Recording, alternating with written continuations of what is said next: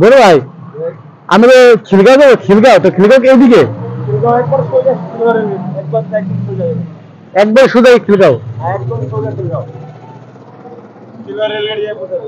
একবার পুলিশ বাড়ি, হ্যাঁ সোজা গেলে রেলগেট হইব। রেলগেট, রেলওয়ে করবো। রেলওয়ে আছে, রেলওয়ে পারে আর বামে রাস্তা আছে, বামে জিজ্ঞেস করলে বামে যায়। তো আমি গেছিলাম বাবুবাজার। মানে আমি খিলগাঁও থেকে বাবুবাজার ব্রিজের নিচে গেছিলাম একটু, মানে আমার একটা কাকার সাথে দেখা করার জন্য।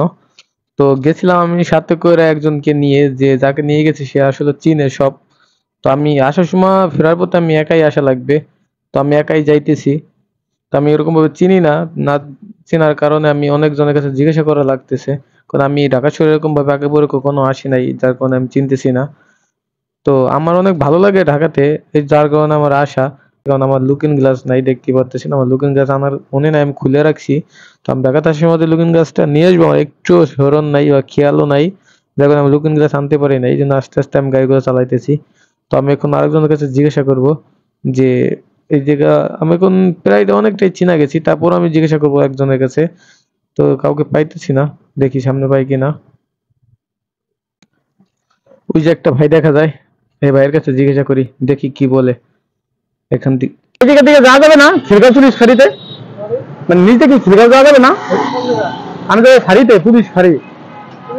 হ্যাঁ হ্যাঁ। হুম।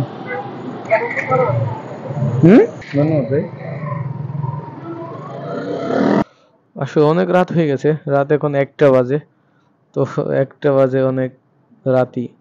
আসলে গ্রাম অঞ্চল এরকম না, গ্রাম অঞ্চলটা সবাই অল্প মানে টাইমে ঘুমায় পড়ে, 10টা বাজলে আর কার হুঁশ নাই, সবাই ঘুমায় থাকে। আর ঢাকা শহর এরকম না, কারণ ঢাকা শহর রাত দিন 24 ঘন্টায় মানুষজন থাকে। দেখেন রাত 1টা বাজে, লাগে যখন মাত্র সন্ধ্যা হয়েছে, কত মানুষজন, গাড়ি ঘোড়া অনেক।